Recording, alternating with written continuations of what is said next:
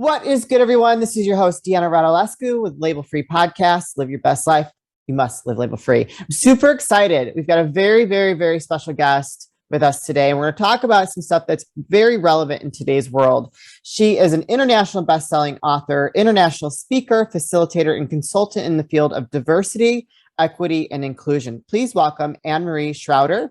Annemarie, thank you so much for joining us today. I feel like this is going to be a very slightly intense conversation. There's a lot going on in the world. Pride weekend would just happen. So can you tell the audience a little bit about your background and perhaps why it's so important for you to be in the space that you're in? Sure. So I'm Canadian. I usually live in Toronto, but I'm in the process of relocating with my 9-year-old daughter to Barbados.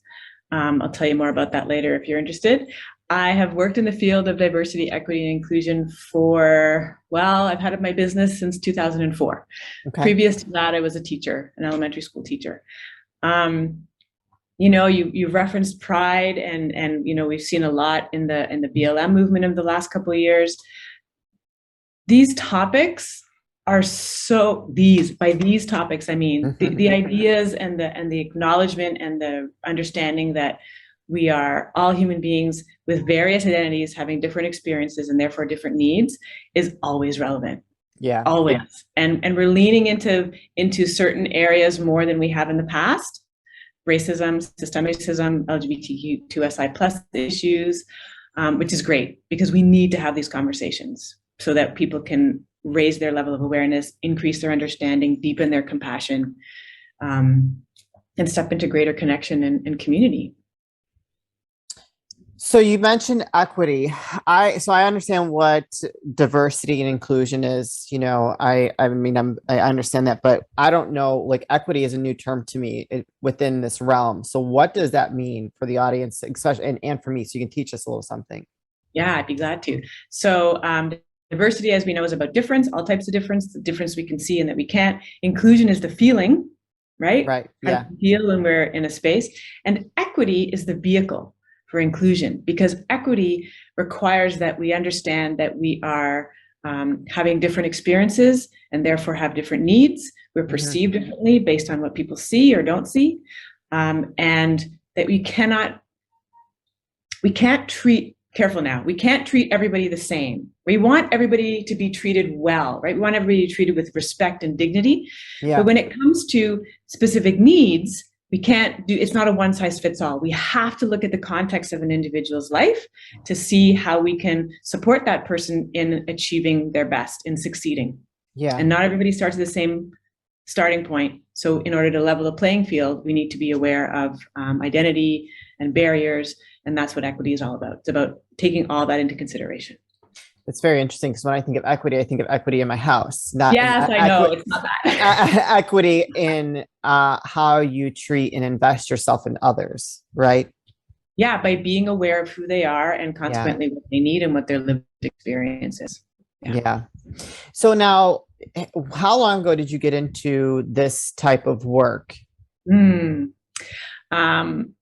I graduated from Teachers College, and I'm going to date myself, 1996. Okay. And when I became a teacher, my first summer after teaching, I took a course about inclusive education. So that's when I first got into it in a professional way, because I'm a woman, so I understand sexism. I'm a person of color. I understand racism. I'm part of the LGBT community. I understand homophobia and all that stuff. But as a professional, as a teacher, it was like, oh, of course, it makes total sense. We want to create classrooms where kids can see themselves reflected in the books and the examples and other children and in the teachers and in the administration. We need that, right? To feel valued, to feel like we can contribute. And I taught for a few years. And then in 2004, and I took a break. And then in 2004, I started my own business. So I've been doing this iteration of EDI work, equity, diversity, and inclusion, since 2004. Wow, that's a long time. And so now you did say a little bit about yourself personally. So why is this so important to you to do this kind of work and continue to be out there and be a facilitator and speaker and author and all those very important things? Yeah. Well, as a female identified person of color from the queer community, these topics of conversation, talking about equity, talking about inclusion, talking about the isms, is personally important to me. Yeah. Right. I experience barriers based on those three identities. And so creating a space for others to have safety, to feel acknowledged, to be seen, heard, and valued is super important to me. Personally, in the workplace for anybody, it's important professionally for organizations to create those kind of spaces. And I'm also a mom. So since having my child, I have another fire under me, right? Like I want to create a world where my daughter can be all of who she are and show up as her amazing self, and that people actually will acknowledge that and see her and value her for everything that she brings. So yeah, lots of reasons. Yeah, a lot of very important reasons, and I can understand your passion behind it. I started Label Free podcast because I don't believe in labels. I think that everybody. I talked to my best friend Julie, who you did the intro call with, and she's acknowledged that I am very different when it comes to the way I see people, because I don't see color. I mean, I don't know if you understand what that means. I don't see, I look at someone and I genuinely see the good in them. And I see just I don't judge right away. I want to just accept someone for who they are and love them, because I feel like we are all individuals and we deserve to be loved no matter what. And so I think it's just the way that I was raised, the way that I come from a very good place. And so for me, I have a very hard time when people are so negative towards anyone that identifies as a certain way. I just don't understand it, and so, I feel like the world has gotten a little bit better, but I don't know personally, because I'm not out there in the world, being loud about different things. I have a podcast. I'm here behind my computer screen, and I get lots of great feedback from the podcast, but I'm not out there in the world showing up in a certain way and making lots of noise about anything, if that makes sense. Mm-hmm. Yeah, we are making noise though. Podcasts make noise too. Oh yeah, right? Yeah. Yes, we are. So do you feel that it has gotten better in society, or do you feel like there are other issues that are coming up as we continue to, if you continue that community to grow their voice? Yeah, good question. And if I may, can I jump back to something? Oh, sure. Yeah. So I will just answer quickly, and then I'll circle back to this too. We are getting better. We're always getting better, because we're always learning something new, right? Yeah. And some folks are getting better faster. Yeah. Some folks are not, right? And some folks maybe aren't that interested in getting better. Yeah. But we have seen a lot of needles move, right? We've seen LGBTQ2SI plus rights move since Stonewall in the 60s, right? We've seen civil rights move. We now have more awareness about systemic racism. So we are seeing change, and we are seeing people's awareness open and expand, which is super important, because that's how we move things forward. People become aware. Yeah. We also see a lot of resistance. People that don't want to see things in a different way. People that want to stay in the paradigm that they grew up in or learned growing up, etc. That doesn't see our full humanity. Right. Yeah.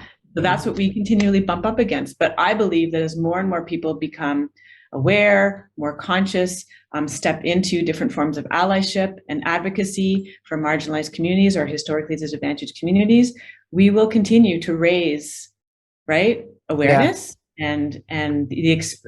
With that, the idea is to raise the lived experience for folks who have experienced inequities and oppression and marginalization. What is good, everyone? This is your host, Deanna Radulescu with Label Free Podcast. Live your best life. You must live label free. Can we get a round of applause today? Woo! Today I'm excited to announce Manscaped launched their Ultra Premium Collection. Believe it or not, it's for your not so private parts. I'm talking about a leveled up hygiene routine with your favorite manly scent. And let me tell you something. Oh, it smells so good. My man wears this every day. This is an all-in-one skin and hair care kit for the everyday man and covers you from head to toe.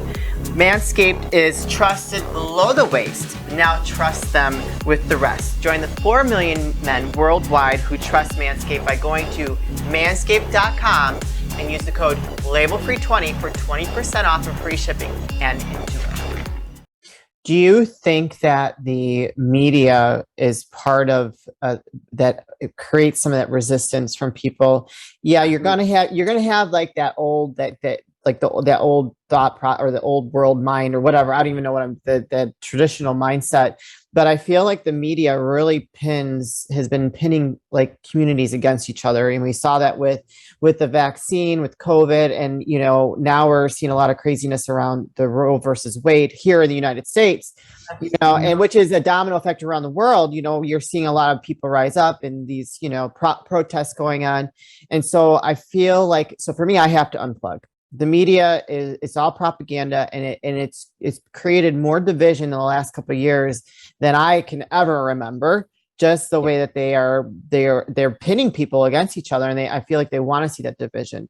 Prior to that, I think that we were on a good path of just like loving each other. We're seeing I felt like we were seeing improvement in certain areas, but I'm also very different. I'm different. Well, let me say a couple of things. First of all, media is always involved in shaping people's ideas, right? Yeah. Mm-hmm. And I don't think that's new. I think what's new, though, I think we can all agree, is the amount of media and the access, right? Like, I didn't grow up with the internet. All of a sudden, we have access to, like, at the tip of our fingers, anything and everything. So I think that's what's changed. Yeah. I don't think people's love for other people or people's hate for other people has changed over time. There's always been both of those. Yeah. Mm-hmm. But we're seeing it more because there's more access to people. And like, I can click and be in a location across the world on my computer. Yeah. Right. That didn't exist before. So I think we are exposed to more love and we're exposed to more hate because of that, both sides and everything in between. Yeah. Yes, things are getting better, and there's still a lot of work to do because there's lots of misinformation out there. And just like we can share, relevant information and meaningful information, we're able to quickly share misinformation. And the divide and conquer is a really good strategy for keeping people apart and keeping people down, right? Yeah. If we don't connect, then I can make up stories about you. You can make up stories about me. I can cement those stories. I can teach those stories to my kids, and right. And the gap widens, right? That's why in my book, I talked about the both and, like, just not the either or. We have to create spaces of both and so we can hear each other's stories and understand history from different points of view and really sink into the trauma that folks are feeling, right? And there's trauma on both sides. Yeah. There's trauma if you're a victim, and there's trauma if you're the perpetrator of anything. That there's pain for everybody. Yeah. But I want to go back before I forget. I want to go back to what you said earlier, because I have to talk about. You talked about, and I love, right, label free. I long for a world where we don't need labels and we don't have labels. Mm-hmm. Labels in the interim, before we get to that great place, labels help us to identify people's needs. Yeah. That's why, unfortunately, we need them. But not, like you mentioned, color blindness. Not seeing people's color, for example, or any other identity of theirs, while I understand the emotion behind it, right? You want to see the person, you want to see their humanity, mm-hmm. You want to love them. They're human beings, yeah? When we separate a person from their color, in this case, mm-hmm. What we miss is that I'm having a different lived experience than you. And if you want to step into advocacy for me, if you want to step into support, then knowing that who I am because of the color of my skin or my gender or my sexual orientation or whatever could dramatically and sometimes like tragically change my life circumstances, mm-hmm. is an important thing that we need to recognize in order to step into support, greater love, care, and change. Super important. So are you saying that I'm doing my friends that are different ethnicities a disservice by loving them for who they are and not I mean, I acknowledge their race. That's not like, I acknowledge that. And we have in those important conversations around that, what they're feeling and all that stuff.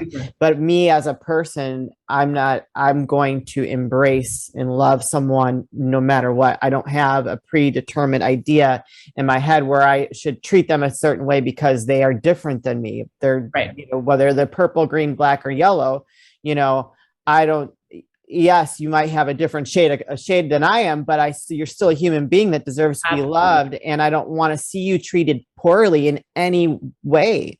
I'll be the first one that I will stick up for a stranger on the street if I see them being treated badly. No, that's not how we're supposed to go across this world, treating each other.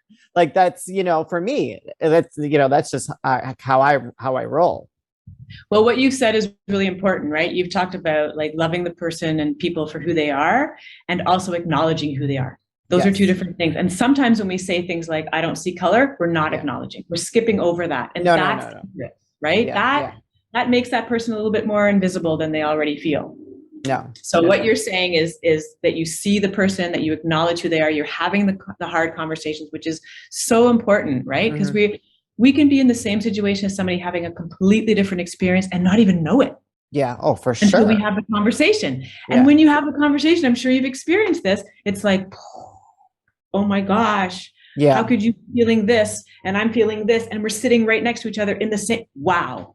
So, okay, now I have a little bit more information. What do I do with that? Yeah. Right?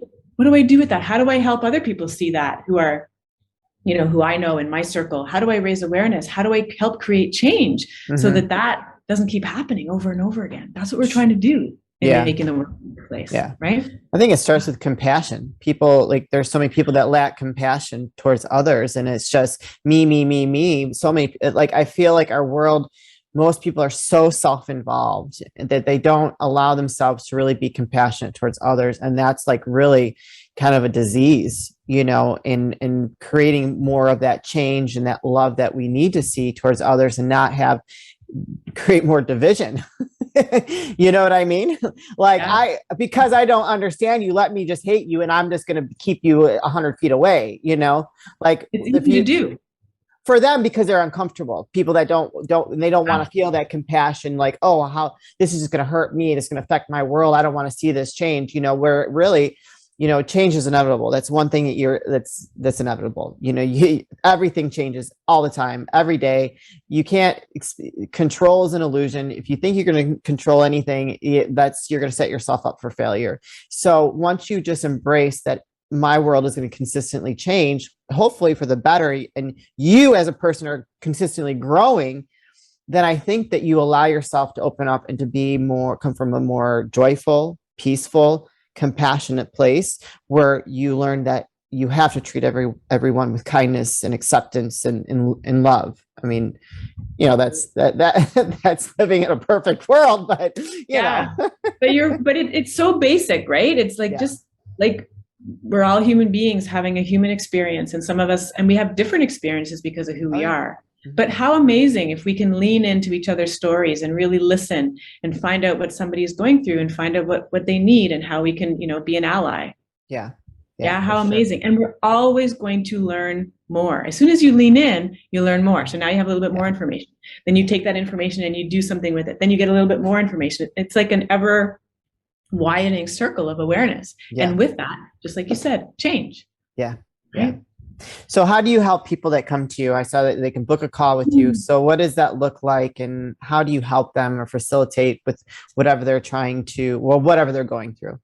Well, we work with organizations who understand the value of diversity, equity, inclusion, or want to, right? They have a commitment. They want to make a change in their organization. We talk about creating healthy workplace communities.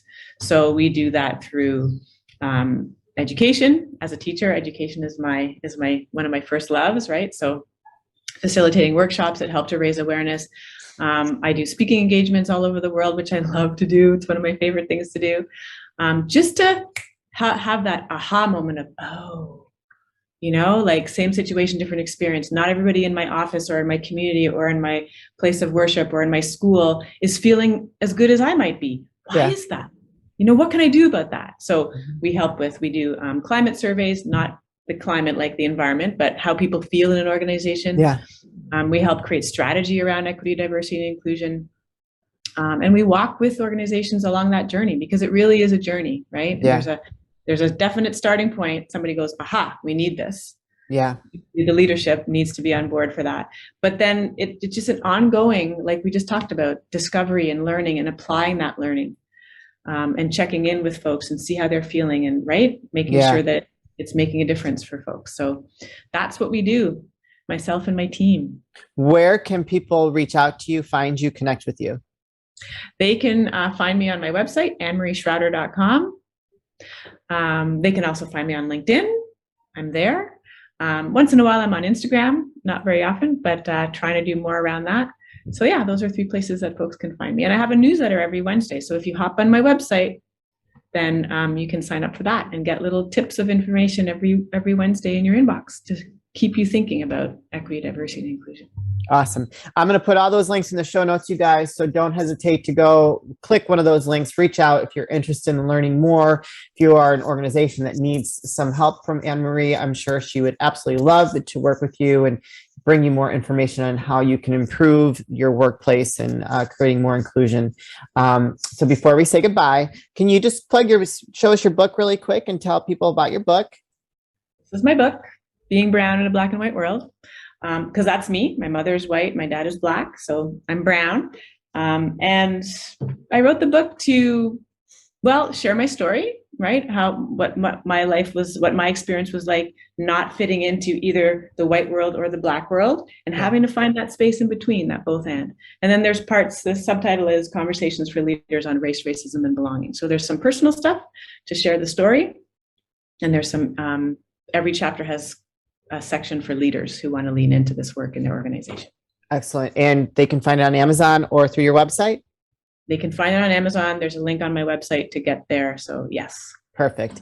Before we say goodbye, what are some last words of wisdom and advice you'd like to leave with the audience? Oh, my last words of wisdom is really that both and place. You know, when we're so polarized on so many issues, when we come together in the both and place and really lean into hearing each other, listening, acknowledging, sharing, we learn, we grow, we connect, and then we can move forward in a different way together. Yeah, amen to that. I love that. Thank you for being an incredible guest. This was a great conversation. I feel like these conversations are very necessary and they don't happen enough where you can just have that open dialogue around something that's very intense. And in a world that's been so intense the last couple of years, I think it's important to have more and more and more of these conversations. So thank you. Thank you so much. You're welcome. Please keep us informed of any new projects or books that you might have come out with so we can have you back and update the audience. Super. Oh, I have one thing that's coming down the pipe. May I? Okay, of course. Go for it. In the coming months, I'm putting together an online community for folks who are mixed race, mixed heritage, or parents of mixed kids. So I'll keep you informed about that, and you can update the link, but people can find out about it on my website shortly. Very cool. Thank you for sharing that. Thanks. You guys, this is your host, Deanna Radulescu with Label Free Podcast. Live your best life. You must live label free. Please don't forget to share, comment, rate, review, subscribe, follow, all those good things. And I'll be back soon with more dynamic guests.